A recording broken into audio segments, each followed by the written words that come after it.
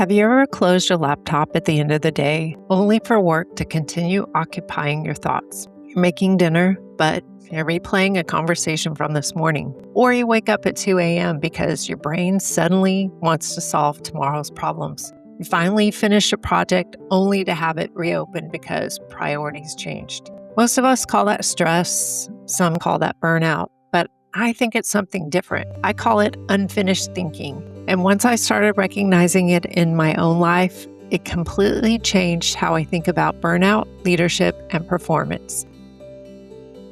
I'm Lisa Larson, and this is Clarity Under Pressure. For years, I thought I was simply working too hard. I led technology organizations where every day was filled with decisions. There were customer escalations to be managed, hiring decisions to be made, conversations about budgets and staffing, strategy meetings and one-on-ones or team meetings. I made sure my clients and my team were taken care of. By the end of the day, I was exhausted. It wasn't from working longer than everyone else. It was because my brain never had the opportunity to finish processing everything I was carrying. I'd close my laptop, but mentally, I was still there at work. And then my family would ask me a simple question: "What's for dinner?" And somehow, that felt like one decision too many. It wasn't dinner, it was cognitive overload. Recently, I had Chief People Officer Jenna Kessie on the podcast. She shared something that really stuck with me. She said, after a full day of decisions, even deciding what to eat can feel overwhelming. I laugh because I've been there, and maybe you have too. Making that decision isn't a motivation problem or laziness. It's your brain telling you that it's carrying too many open loops. And that's what I call unfinished thinking. So what does that look like? It's not just unfinished work. It's that conversation you keep replaying because you wish you had said something differently. It's an employee issue you know you need to address, but you've been putting it off. Or a strategy meeting that wrapped up without a clear decision. It's the project you thought was finished until leadership changed priorities. Or maybe it's that email you've avoided responding to because you know it's going to be followed by a difficult conversation. Your brain doesn't distinguish between any of those things. It simply just knows that they're unresolved. What we don't realize is that every unresolved thought quietly consumes attention.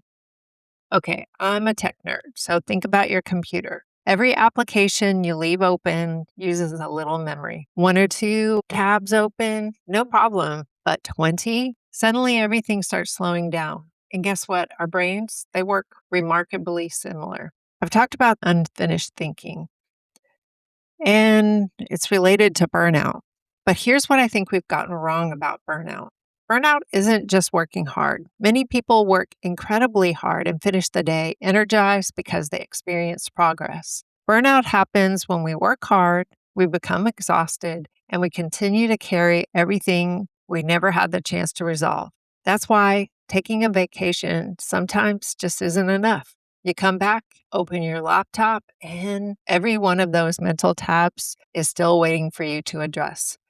Nothing actually closed. That's why, I don't know if you've experienced that, but our impulse is to just delete all of the unread messages and start fresh. So here's something I'd encourage you to try. Before you end your workday, ask yourself one simple question: what unfinished thinking am I carrying? It could be a conversation, a decision, or maybe it's something you've been avoiding because it feels uncomfortable. Next step, I want you to write it down. Don't solve all of it, just identify it.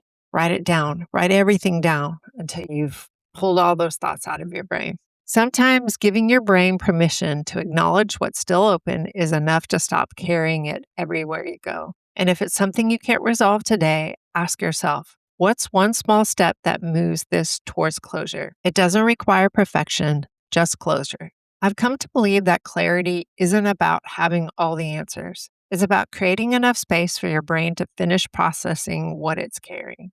When we leave too many mental loops open, we don't just lose focus. We lose our capacity for creativity, room for patience, and the ability to be fully present.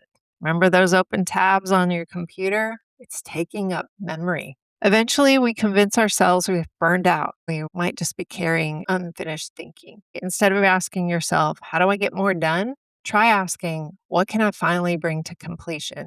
You might be surprised how much lighter you feel. Thanks for listening to Clarity Under Pressure. If this episode resonated with you, give us a follow, like, and share so we can deliver more content just like this episode.